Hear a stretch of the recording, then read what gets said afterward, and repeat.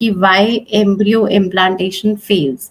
ऐसा क्या है कि सब कुछ हम करते हैं, सब कुछ हमारे डॉक्टर करते हैं, बट फिर भी जब 15 दिन के बाद रिजल्ट आता है तो वो रिजल्ट नेगेटिव होता है। What could be the reason ma'am?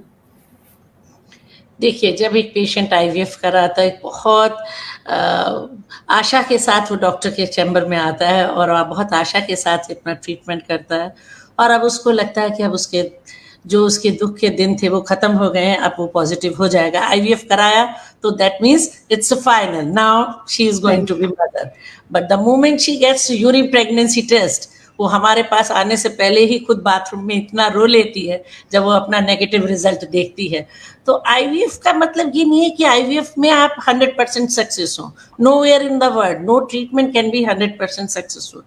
But of course अगर हम अच्छी टेक्निक यूज करें, प्रॉपर ड्रग्स यूज करें और प्रॉपर केस सिलेक्शन, बेसिकली हर पेशेंट का जरूरी नहीं आईवीएफ में सक्सेसफुल हो। आईवीएफ में सक्सेस होने की दो चीजें हैं, एक अच्छा एम्ब्रियो हो और एक गुड यूट्रस हो। Basically, it is a crosstalk or it is a proper synchronization between the good uterus and a good embryo.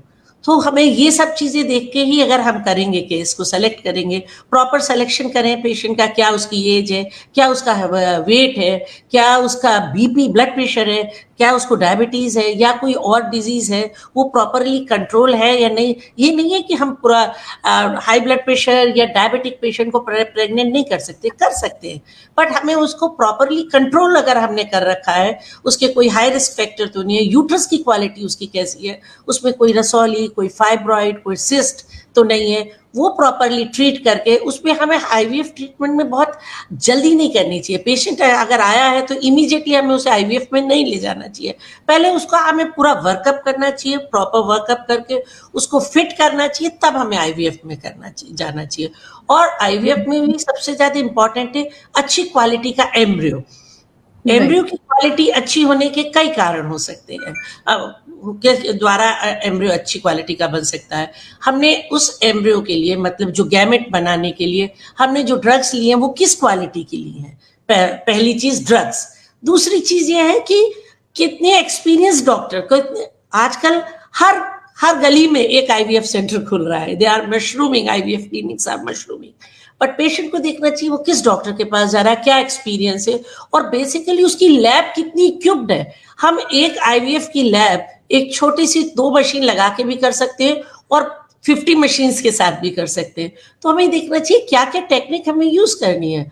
तो ये सब चीजें अगर हम देख के सेलेक्ट करें प्रॉपर, तब हमारा रिजल्ट जरूर अच्छा जाएगा।